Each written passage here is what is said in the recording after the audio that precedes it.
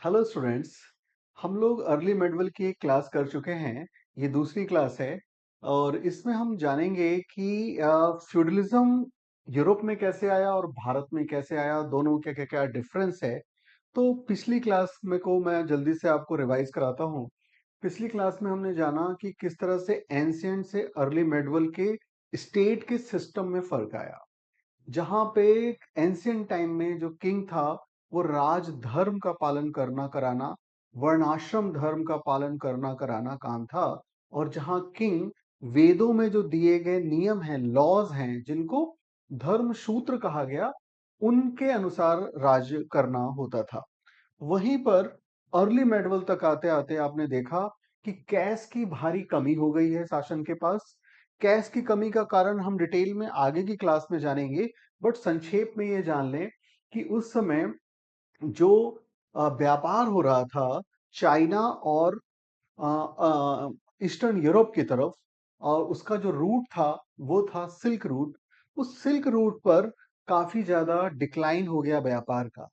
उसी silk route के through व्यापार करके भारत में बहुत सारा गोल्ड आता था, बहुत सारी बाहर की मुद्रा आती थी, जो अब आनी अर्ली मेडवल तक आने आनी क्या हो गई, काफी कम हो गई है। ये समय है जब ये गुप्त पीरियड का ही समय है, बट ये करीब 500 सीई, 600 सीई का समय है, जिसको हम अर्ली मेडवल पीरियड कह रहे हैं। तो इसमें चेंज क्या आया स्टेट में? स्टेट जहां पर राज धर्म की जगह अब वो पूर्त धर्म का पालन कर रहा है। तो हम देखें अर्ली मेडवल का जो किंग है, उसके तीन अंतर हम देखेंगे अर्ली मेडवल का किंग एंसेंट किंग से। पहला अंतर हमने देखा कि जहां पर एंसेंट का किंग राज धर्म का पालन कर रहा था, वहां पर ये करेगा क्या? धर्म शास्त्र, धर्म शास्त्र, धर्म शास्त्र, धर्म शास्त्र का पालन करेगा। Number one. नंबर टू, पूर्त धर्म का पालन करेगा। पूर्त धर्म, पूर्त धर्म का पालन करेगा। और नंबर तीन, दिग्विजय करेगा। दिग्विजय, दिग्विजय, ये काम होगा अर्ली मेडवल के किंग का।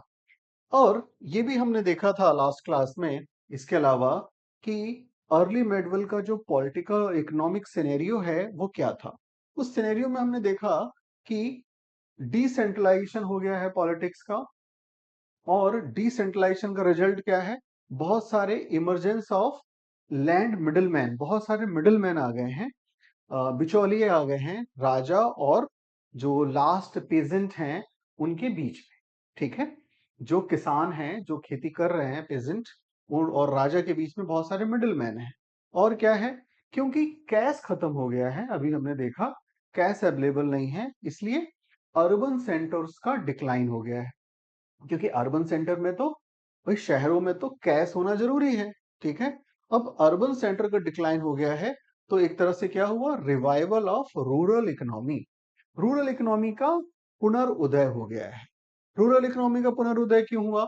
क्योंकि पैसे तो अवेलेबल नहीं है, तो पैसे की जगह क्या है? बार्टर सिस्टम, जिसको जजमानी सिस्टम कहा गया, भारत में इसका उदय हुआ।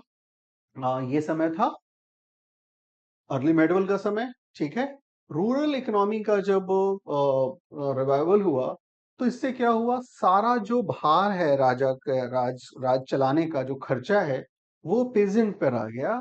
किस पर आ गया? जो खेती करने वाले, उनका एक्सप्लॉयटेशन बढ़ गया।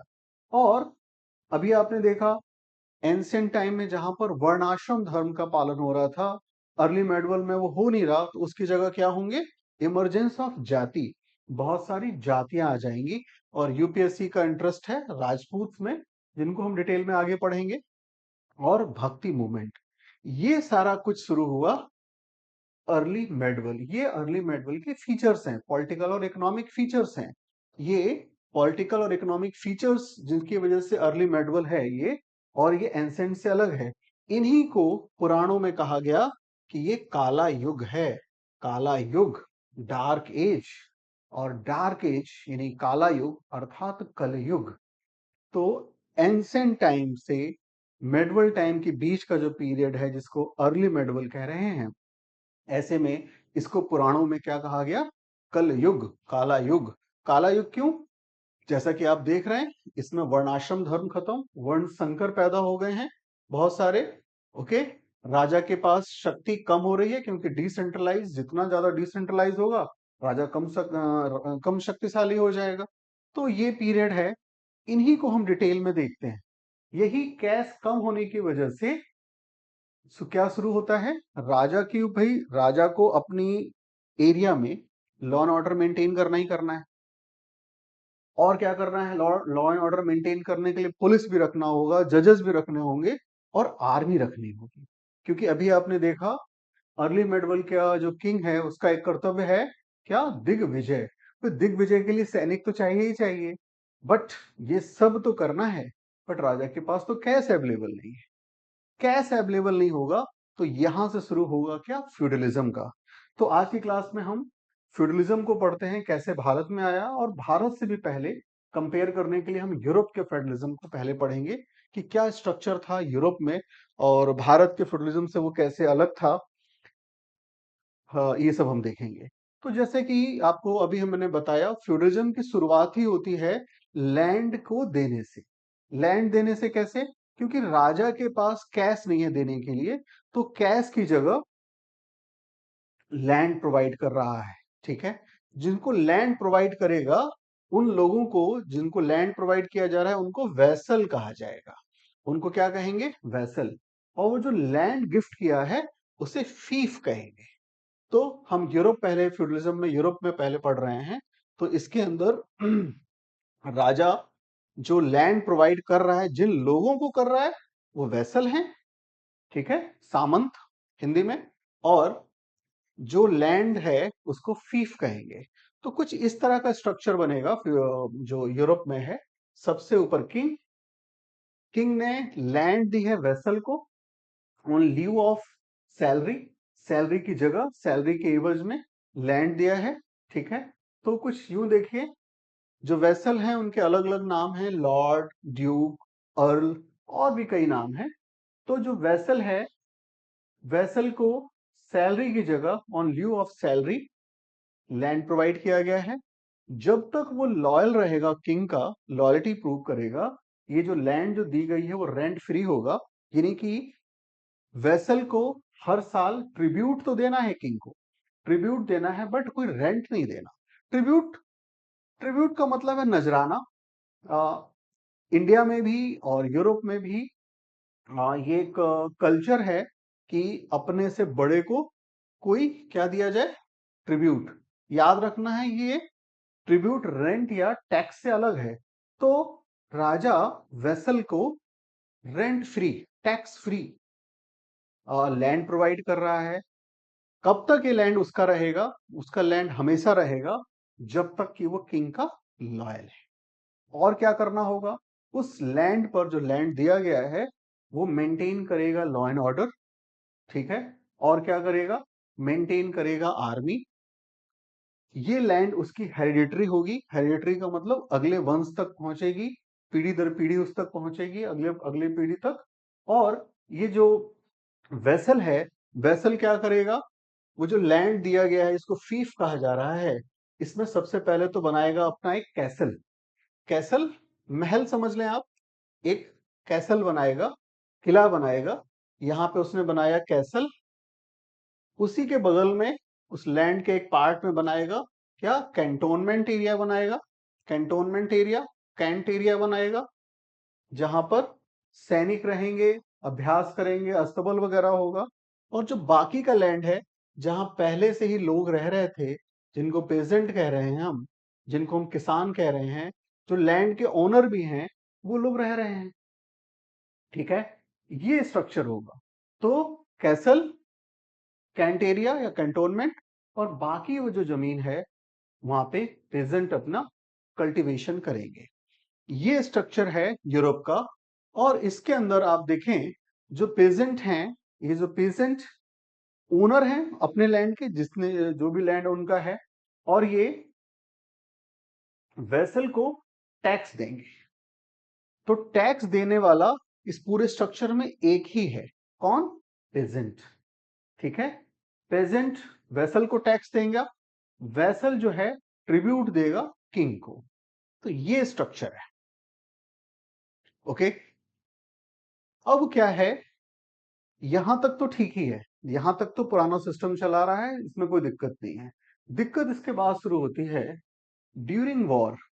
वॉर के समय राजा को ज्यादा रिसोर्स चाहिए, तो वो टैक्स का रेट बढ़ा देगा। टैक्स का रेट बढ़ाएगा, और टैक्स देने वाला तो एक ही वर्ग है, कौन? पेजेंट। तो पेजेंट ही केवल टैक्स दे रहे हैं, केवल किसान ही दे रहे हैं, तो किसानों का एक्सप्लॉयटेशन बढ़ जाए। अब ये बढ़े हुए टैक्स को दे नहीं पाएंगे पेजेंट, तो क्या करेंगे?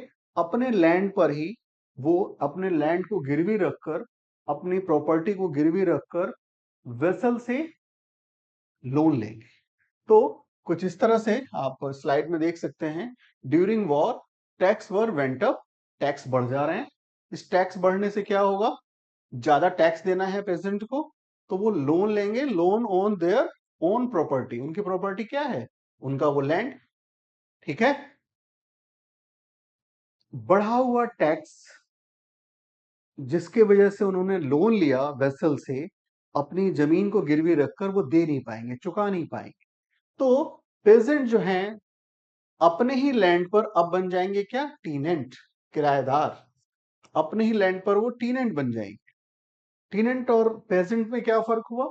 पेजेंट अपने लैंड के, अपने टुकड़े के मालिक थे, जबकि टीनेंट तो किराएदार है। ठीक है, उसको किराया देना है, राइट? वो उसका ओनर नहीं है। और इस तरह से हम देखेंगे कि पीजेंट या पेजेंट टीनेंट बन गए, किराएदार बन गए। और जब वो टीनेंट वो भी नहीं चुका पाएंगे, तो क्या बन जाएंगे? जब वो टेनेंट के तौर पे भी जब टैक्स को नहीं चुका पाएंगे, वो बन जाएंगे सर्फ। सर्फ। तो अभी हमने जो देखा, यूरोप में जो पूरा किंगडम है, जो पूरा पॉलिटिकल सिस्टम है, वो कुछ किस तरह से था? इस तरह से, सबसे ऊपर किंग, उसके बाद वेसल, और सबसे नीचे कौन हो गए? सर्फ। ठीक है, king owner of the all land है, ये लैंड उसने वेसल को दे दिया। ठीक है, वेसल को कोई टैक्स नहीं देना। वो जब लैंड दिया किंग ने, तो उस पे कुछ लोग भी तो रहते थे, पेजेंट जिसको मैंने कहा। पेजेंट जब अपना टैक्स चुका नहीं पाएंगे, और उसके लिए उन्होंने लोन लिया था अपने लैंड को रखकर, तो बन जाएंगे क्या? टीनेंट। और टीनेंट क्योंकि वो बढ़े हुए टैक्स को चुका नहीं पाएंगे, अपना लोन चुका नहीं पाएंगे, तो वो बन जाएंगे क्या? सर्फ। सर्फ कौन है? Force labour, without pay. Without pay उसके जो वेसल के लैंड पर वो क्या करेंगे? खेती करेंगे। और फोर्स लेबर होंगे ये। और इस फोर्स लेबर की वजह से इनकी हालत कैसी होगी? स्लेव्स की तरह। तो ये स्ट्रक्चर जो अभी हमने पढ़ा, वो यूरोप का पढ़ा। अब हम इंडिया में देखते हैं कितनी समानता है, कितना डिफरेंस है। इसको समझ के आगे पढ़ते हैं। तो अभी तक जो हमने पढ़ा उसके अंदर,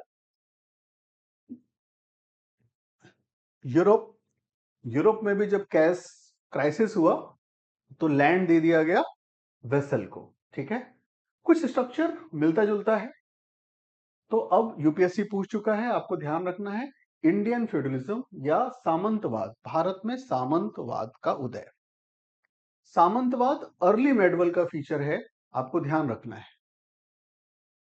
तो इस डिक्लाइनिंग ऑर्डर में हम सिस्टम देखें, इंडियन सिस्टम फ्यूडलिज्म का, तो सबसे ऊपर किंग। किंग जो लैंड का पार्ट है, वो देगा किसको? भोगिका को। ठीक है, उस पार्ट को, जहां पर हम यूरोप में फीफ बोल रहे थे, यहां भोग बोलेंगे, और वेसल की जगह भोगिका। ठीक है, और इसके नीचे, भोगिका के नीचे होगा कौन? विस्टी। तो तीन स्ट्रक्चर हैं, ध्यान दें। इंडियन फ्यूडलिज्म में किंग, भोगिका, विस्टी। किंग, यूरोप में भी किंग था, भोगिका की जगह क्या था वहां? वेसल, वेसल बोल रहे थे, राइट। और जो लैंड का पार्ट दिया जा रहा था उसे फीफ बोल रहे थे वहां। यहां बोलेंगे क्या? भोग, भोग।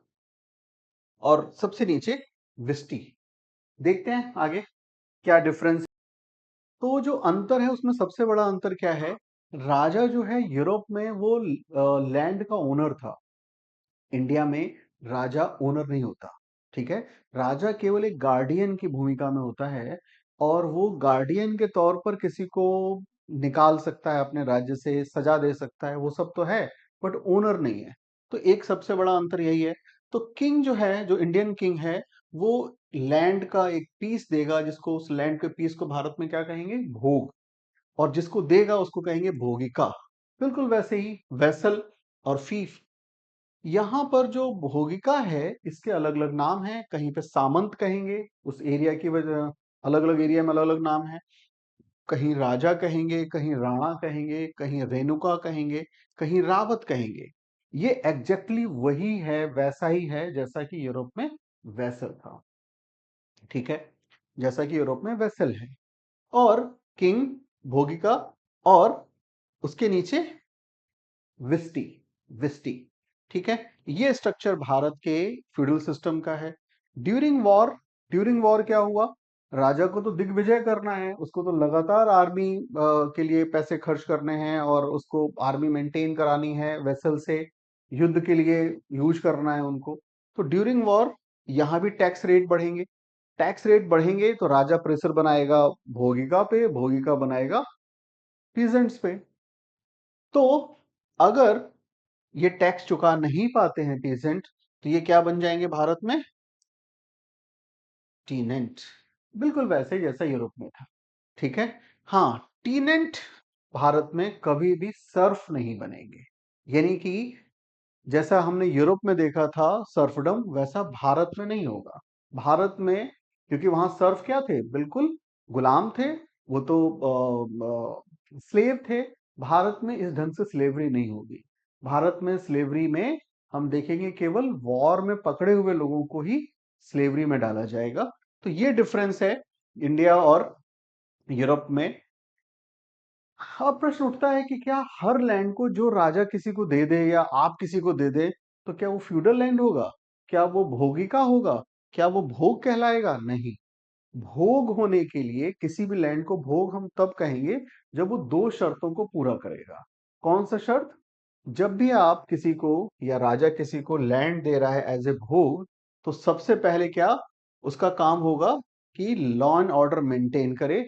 और वो ट्रांसफर कर रहा है लॉ एंड ऑर्डर मेंटेन करने की पावर को। और क्या ट्रांसफर कर रहा है? अगर उसको भोग होना है उस एरिया को, तो सिविल राइट्स देगा, सिविल राइट्स प्रोवाइड करेगा। और दूसरा, वो राइट टू कल्टीवेट और कल्टीवेटेड। और भोग होने के लिए दूसरी शर्त है कि उस जमीन पर, उस भोग पर वो खेती करे या करवाए।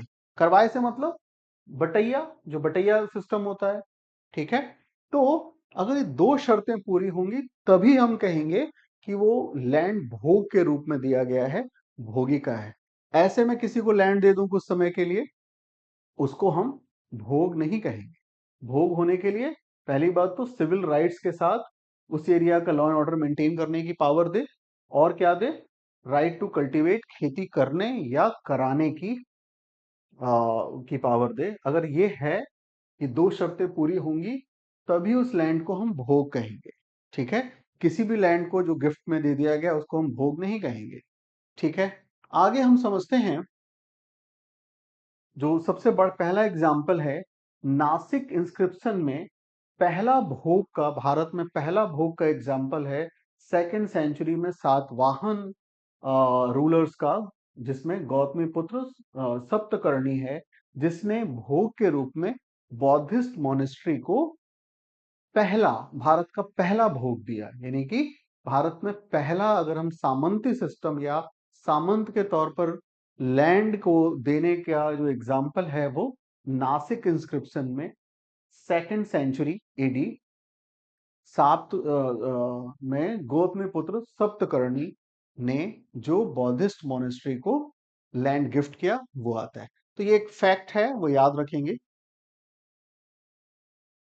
और राजा लैंड देने के बाद राजा को कैसे याद किया जाएगा? आज से 2 पीढ़ी के बाद, 5 पीढ़ी के बाद, भाई लैंड दे दिया, कैसे याद करें? तो राजा ने अपने पास कुछ सिंबॉलिक सिंबॉलिक राइट्स रखे थे। वो सिंबॉलिक राइट्स क्या थे जो राजा के पास हमेशा रहेंगे? वो क्या? पहली बात, सब अर्थ राइट्स, और दूसरा क्रिमिनल राइट्स। ये दो राइट्स राजा के पास रहते थे, एक सिंबॉलिक राइट्स हैं। क्योंकि अगर हम सबसे पहले क्रिमिनल राइट्स की बात करें, जैसे मृत्युदंड, कैपिटल पनिशमेंट। अब एक कैपिटल पनिशमेंट रोज रोज तो हो नहीं रहा है, तो राजा के पास कोई बहुत ज्यादा काम नहीं है, बट एक सिंबल है कि लैंड, ये राजा अपना अपने वजूद, अपनी प्रेजेंस को दिखा रहा है दो ये राइट्स देके, ठीक है, अपने पास रख के, सॉरी। सब अर्थ राइट से क्या मतलब है? धरती के 8 इंच नीचे, धरती के 8 इंच नीचे के बाद जो कुछ भी है धरती के अंदर, वो राजा का है। जो कुछ भी है से मतलब क्या है? अगर माइनिंग राइट्स, ठीक है, हाँ, जो कुछ भी है से मतलब है कि पॉजिटिव चीजें हों। अब उसके नीचे कहीं लाश निकल आई तो लाश राजा की नहीं है, डेड बॉडी राजा की नहीं है, बट सोना निकल आया तो सोना किसका होगा? राजा का। माइनिंग राइट्स तो यही है, सब अर्थ राइट्स, माइनिंग राइट्स हमेशा राजा के पास रहेंगे। सॉल्ट, नमक, नमक पूरी पृथ्वी पर जहां भी है वो राजा का माना जाएगा, राजा का है, उस पर वो टैक्स लगा पाएगा। तभी तो देखो गांधी ने नमक आंदोलन किया, ठीक है। नमक आंदोलन एक सिंबल था कि हम राजा का, यानी कि जो उस समय ब्रिटिश एस्टेब्लिशमेंट था, कि हम नाफरमानी करते हैं, उसकी बात को हम काटते हैं, उसकी बात को हम नहीं मानते। नमक, ठीक है। तो दो बातें याद रखनी है, सब अर्थ राइट्स और क्रिमिनल राइट्स। सब अर्थ राइट्स से मतलब है माइनिंग राइट्स, राजा के पास हमेशा माइनिंग राइट्स होंगे, और सॉल्ट का टैक्स लगाने का राइट होगा। दूसरा, एक बात ये भी उठती है, वो बात ये है कि राजा के पास टैक्स लेने का, टैक्स वो कैसे ले सकता है? राजा टैक्स क्यों लेगा भाई? राजा राजा तो ओन भी नहीं करता लैंड भारत में, तो टैक्स कैसे लगा सकता है? इसके लिए एक बहुत अच्छी किताब लिखी, किसने? कालिदास ने। किताब का नाम है रघुवंशम। रघुवंशम का मतलब रघु, रघु यानी कि राम के वंशावली, राम के। तो रघुवंशम जो कि संस्कृत का एपिक है, एक महाकाव्य है, उसके अंदर राजा ने क्या क्या, राजा को टैक्स लेने का अधिकार कैसे है? इसलिए है कि क्षत्रिय का काम है इस धरती की रक्षा करना, और मदरलैंड, जो मदरलैंड है, वो प्रोटेक्टिव टैक्स देती है राजा को, जिसको कहते हैं वेतन। वेतन याद रखना, वेतन शब्द संस्कृत से आया है, रघुवंशम से आया है, जो कालिदास की पुस्तक है रघुवंशम, उससे आया है। वेतन शब्द कोई उर्दू या अरबी का शब्द नहीं है। और वेतन शब्द का उसमें क्या मतलब था? राजा को जो टैक्स प्रोवाइड कर रही है मदर अर्थ, क्यों? ताकि वो प्रोटेक्ट कर सके। तो जब मदर अर्थ टैक्स प्रोवाइड कर रही है, तो बाकियों को तो करना ही होगा, ठीक है। तो ये भी एक रेफरेंस है, याद रखेंगे। तो इन शॉर्ट अभी हमने क्या देखा? राजा के पास क्या रहेगा? सब अर्थ राइट्स रहेंगे, यानी कि माइनिंग राइट्स रहेंगे, और टैक्स लेने का राइट्स रहेगा, जो क्रिमिनल राइट्स। क्रिमिनल राइट्स राजा अपने पास रख रहा है। क्रिमिनल राइट्स का मतलब क्या है? क्रिमिनल राइट्स का मतलब है राजा पुलिस और जुडिशरी अपने अंडर में रख रहा है। वो भोगिका को ट्रांसफर नहीं कर रहा है शुरुआती दिनों में। पुलिस और जुडिशरी अपने पास रखने से मतलब है कि बाई चांस अगर भोगिका रिवॉल्ट करने की सोचे, तो पुलिस तो उसके अंडर में, किंग के अंडर में है, ठीक है। लेकिन जैसा कि आपको पता ही है, लगातार ट्रेड डिक्लाइन हो रहा है, पैसे खत्म हो रहे हैं, राजा के पास पैसे बचे ही नहीं, नो कैश की सिचुएशन है। तो इसमें हम देखेंगे 5th सेंचुरी में एक एविडेंस है वकाटक डायनेस्टी के समय में, जिसमें परवर सेन सेकंड ने अपनी जो ये राइट्स हैं ये भी भोगिका को दे दिए, क्योंकि पैसे ही नहीं बचे। तो अब भोगिका के पास इस 5th सेंचुरी के बाद हम देखेंगे कि पुलिस और जुडिशरी के राइट्स भी आ जाएंगे, क्योंकि राजा के पास पैसा ही नहीं बचा। और राजा ये उम्मीद करेगा कि ये रिवॉल्ट नहीं करेगा, भोई का रिवॉल्ट नहीं करेगा, लॉयल बना रहेगा विदाउट पुलिस एंड जुडिशरी। इसका एविडेंस आपको 5th सेंचुरी वकाटक डायनेस्टी के समय मिल जाएगा, जो कि एक एविडेंस के तौर पर आप इसको लिख सकते हैं एग्जाम में। हाँ, हम आगे बढ़े तो देखें कि ये तो अब तक हमने देखा जहां पर फ्यूडलिज्म है। हमने गुप्त पीरियड में ही देखें, गुप्त पीरियड में ही जब फ्यूडलिज्म नहीं था तब क्या सिचुएशन थी, या जहां फ्यूडलिज्म नहीं है अभी भी वहां पे क्या सिचुएशन है। ठीक है, तो वहां पर जो डिक्लाइनिंग ऑर्डर में देखें पूरे सिस्टम को, स्टेट के सिस्टम को, तो उस सिस्टम में सबसे ऊपर है देश, देश के नीचे है भुक्ति, भुक्ति भुक्ति का मतलब आज के हिसाब से प्रोविंसेस, प्रांत। ठीक है, सबसे ऊपर देश, उसके नीचे भुक्ति, फिर विषय। ठीक है, विषय को समझ लें आज के डिस्ट्रिक्ट लेवल के बाद के बराबर, फिर विष्ठी, ये ब्लॉक लेवल है, और सबसे नीचे ग्राम। तो इस ऑर्डर में हम देखें तो जहां पर या जिस जगह पर फ्यूडलिज्म नहीं है या फ्यूडलिज्म से पहले का भारत का पॉलिटिकल सिस्टम देखें, तो फिर देश, देश के नीचे भुक्ति, भुक्ति यानी प्रोविंसेस, उसके नीचे विषय, विषय यानी कि डिस्ट्रिक्ट, उसके नीचे ब्लॉक यानी कि विष्ठी या पताका, और सबसे नीचे ग्राम। एक एक करके देखते हैं देश के अंतर्गत क्या क्या आएंगे। देश में सबसे पहले तो महाराजा, फिर अमात्य उसके, महाराजा, महाराजा के बाद उसके अमात्य यानी कि आज के मिनिस्टर्स, और फिर कुमार अमात्य। कुमार अमात्य अमात्य से क्या मतलब है, crown prince, crown prince son of maharaja. तो ये देश हो गया। देश के बाद हम देखें इसके नीचे आएगा क्या, भुक्ति। भुक्ति का मतलब आज के प्रदेश या प्रोविंसेस। भुक्ति का जो सबसे प्रमुख होगा, गवर्नर होगा, उसको क्या बोलेंगे, उपारिका, उसे बोलेंगे उपारिका।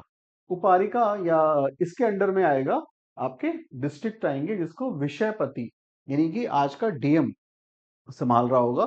इसका ऑफिसर डीएम होगा, जिसको क्या बोल रहे हैं उस समय, विषयपति। विषयपति 4 मेंबर्स के काउंसिल के अकॉर्डिंग अपना ऑफिस संभालेगा। उसमें एक मेंबर कौन सा है, नगर श्रेष्ठिन।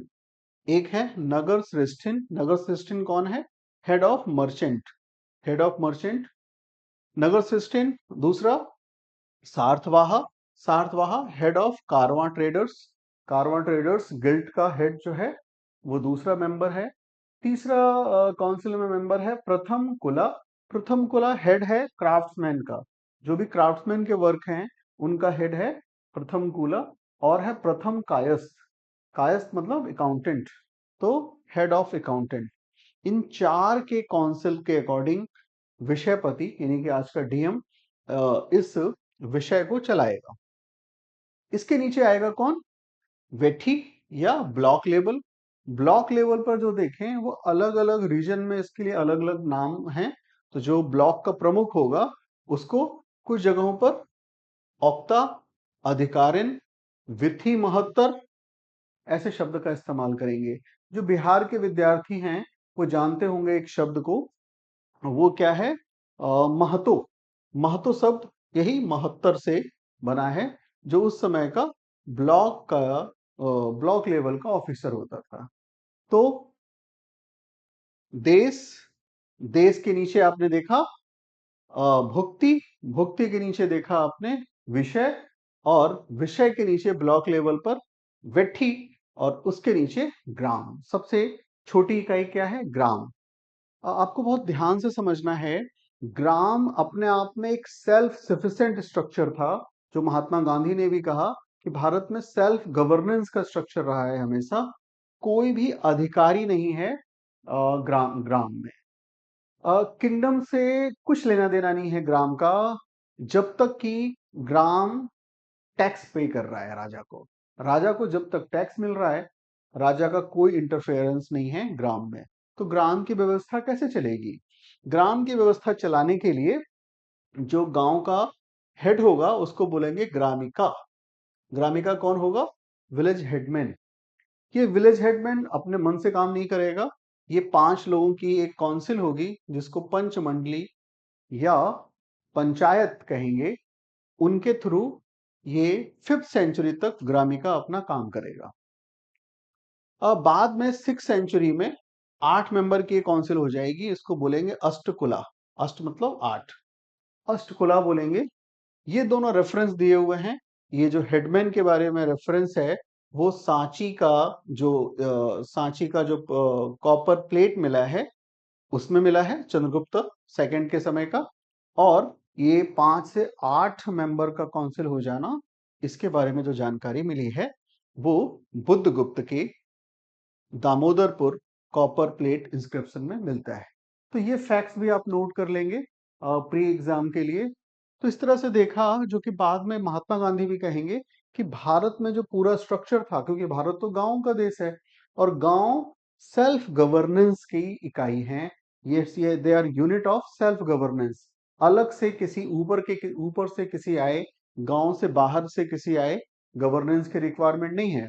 और स्वशासन, स्वशासन का एक मतलब गांधी ये भी निकालते हैं, जो भारत में सैकड़ों साल से चला आ रहा था, कि गांव में किसी बाहरी हस्तक्षेप की आवश्यकता नहीं है, गांव अपने आप में पर्याप्त हैं प्रशासन चलाने के लिए। तो खैर, तो ग्राउंड विलेज लेवल पर ये बात हो गई। आगे अगर हम देखें कि जो लैंड के टाइप्स में देखें, तो कितने टाइप्स में हम लैंड को बांट सकते हैं जो अर्ली मेडवल के समय का लैंड है। तो एक लैंड का स्ट्रक्चर है जिसमें ब्राह्मण है, ब्राह्मणों को दिया गया लैंड। दूसरा है रिलीजियस लैंड। रिलीजियस लैंड से मतलब है जो किसी धर्म को दिया गया, जैसे हिंदू धर्म को दिया गया, हिंदुओं को दिया गया, जैनों को दिया गया, बौद्धों को दिया गया। रिलीजियस लैंड यानी कि गॉड को दिया गया, ये तो व्यक्ति को दिया गया है ब्राह्मण। दूसरे लैंड का स्ट्रक्चर है रिलीजियस यानी कि मंदिरों को या मठों को दिया गया। और तीसरा सेकुलर लैंड। एक एक करके देखते हैं। ब्राह्मणों को जो लैंड दिया गया है, अगर किसी इंडिविजुअल ब्राह्मण को लैंड दिया गया है, उसको बोलेंगे ब्रह्मदेय। वो क्या है? ब्रह्मदेय। ब्रह्मदेय का मतलब इंडिविजुअल ब्राह्मण को दिया गया लैंड, ब्रह्मदेय। अगर वो एक से अधिक ग्रुप ऑफ ब्राह्मण को दिया गया है, उसे क्या बोलेंगे? अग्रहारा। अग्रहारा वो लैंड है जो ग्रुप ऑफ ब्राह्मणों को दिया गया है। ठीक है, इसमें ब्राह्मण क्या करेंगे? ब्राह्मण अपनी कम्युनिटी के साथ रहेंगे। ठीक है, ये वो परमानेंट लैंड के ओनर होंगे, यानी कि ट्रांसफरेबल नहीं होगा, वो हेरिडिटरी होगा। और रेंट फ्री, वो रेंट फ्री होगा। यानी कि जो लैंड ब्राह्मणों को दिया गया, एक ब्राह्मण को दिया गया ब्रह्मदेय, ग्रुप ऑफ ब्राह्मण को दिया गया अग्रहारा। तो इस तरह का जो लैंड है जो ब्राह्मण को दिया गया है, वो हेरिडिटरी होगी, नॉन ट्रांसफरेबल होगी, रेंट फ्री होगी, वो ओन करेंगे उस लैंड को। तो ये स्ट्रक्चर है लैंड का। तो तीन, जो टोटल जो लैंड है उसको तीन स्ट्रक्चर में बांटा गया भारत में। पहला ब्राह्मणों को दिया गया। दूसरा रिलीजियस लैंड, अभी मैंने आपको बताया। रिलीजियस लैंड का मतलब रिलीजन को दिया गया, मंदिरों को दिया गया, देवताओं को दिया गया, इसलिए इसको क्या बोलेंगे? देवदान। देवदान मतलब देवताओं को दिया गया दान। देवदान। देवदान क्या है? Land given to temples. केवल हिंदुओं को जो लैंड या हिंदू टेम्पल्स को लैंड दिया गया, उसको देवदान बोलेंगे। जैसे तिरुपति बालाजी। तिरुपति बालाजी में जो लैंड दिया गया, वो लैंड किसी ब्राह्मण को नहीं दिया गया, वो मंदिर को दिया गया। तो ये क्या हो गया? देवदान। हिंदुओं को दिया जाने वाला दान, हिंदू मंदिरों को दिया जाने वाला दान देवदान हो गया। और अगर वो दान जैन या बौद्धिस्ट को दिया गया है, किसी टेम्पल को, किसी उनके मोनेस्ट्री को, तो उसको बोलेंगे क्या? पालीचंद। तो पालीचंद, पालीचंद जैन या बौद्धिस्ट को, और देवदान अगर हिंदू मंदिरों को दिया गया है। अभी मैंने पढ़ाया था आपको, भारत के पूरे इतिहास में पहला भोग किसको दिया गया? तो अभी आपने देखा 2nd सेंचुरी में दिया गया था, जो पालीचंद था। पालीचंद। ठीक है, तो ये तो हो गया रिलीजियस। अगला है सेकुलर लैंड। सेकुलर लैंड को हम दो पार्ट में डिवाइड करेंगे। एक तो लैंड जो भोगिका को, जो अभी हमने पढ़ा, भोगिका के रूप में दिया गया, भोग के रूप में दिया गया लैंड है। ठीक है, वो लैंड जो है वो रिसीव कर रहा है अपने लॉयल्टी के एवज में, लॉ एंड ऑर्डर मेंटेन करेगा, आर्मी मेंटेन करेगा, जो भी अभी आपने देखा। एक तो सेकुलर लैंड का पार्ट हो गया, भोगिका को दिया गया। दूसरा लैंड का पार्ट है विषयपति या वेठी को दिया गया लैंड। विषयपति या वेठी को क्या ध्यान रखें, कैश अवेलेबल नहीं है, पर जो डीएम या बीडीओ लेवल पे जो लोग हैं, यानी कि विषयपति या महतो, इनको भी तो इनके पास इनको भी देने के लिए तो कैश नहीं है, तो क्या किया जाएगा, उनको सैलरी की जगह लैंड दिया जाएगा। पर ये लैंड भोगिका से कैसे अलग होगा, भोगिका का लैंड परमानेंट है, ठीक है, और हेरिडेटरी है, जबकि इनको जो लैंड दिया जाएगा वो लैंड सैलरी के एवज में दिया जा रहा है, और जैसे ही इनकी नौकरी खत्म होगी वो लैंड वापस चला जाएगा। जैसे आज हम एज ए डीएम आपको कोई रहने के लिए आवास मिले, जब तक आप डीएम हैं तब तक उस आवास में हैं आप, कल को रिटायर होंगे, वो लैंड जो डीएम आवास है वो कोई दूसरा डीएम के पास होगा। तो कहने का मतलब है लैंड के 3 पार्ट हमने किए अभी, लैंड के 3 पार्ट किए, क्या क्या, टाइप्स ऑफ लैंड, ब्राह्मणों को दिया गया लैंड, दूसरा रिलीजियस लैंड, और तीसरा सेकुलर। यूरोप और भारत में क्या समानता है, यूरोप और भारत में रिलीजियस और सेकुलर लैंड की समानता है, ब्राह्मण यूरोप में नहीं है, कोई ब्राह्मणों को लैंड नहीं दिया गया। रिलीजियस लैंड में चर्च को लैंड दिया गया, वो यूरोप का है, बाकी तो सेकुलर लैंड है ही। तो सेकुलर लैंड में आपने देखा हमने 2 पार्ट में डिवाइड किया सेकुलर लैंड को। सेकुलर लैंड में ए और बी, एक लैंड कौन सा हो गया, भोगिका का लैंड, और दूसरा लैंड जो सिविल सर्वेंट को दिया गया, जो कि ट्रांसफरेबल होगा, उनकी जॉब के बाद उनको वापस देना होगा, और भोगिका का तो परमानेंट लैंड है। तो इस तरह से हमने देखा अर्ली मेडवल में किस प्रकार से चेंजेस आए हैं, और सबसे बड़ी बात कि हमने देखा कि फ्यूडलिज्म कैसे आया भारत में और क्या स्ट्रक्चर था, फ्यूडलिज्म जहां नहीं था वहां क्या स्ट्रक्चर था, ये सब हमने पढ़ा। आज के लिए इतना ही, आगे की क्लास में हम आगे की बात करेंगे। Thank you.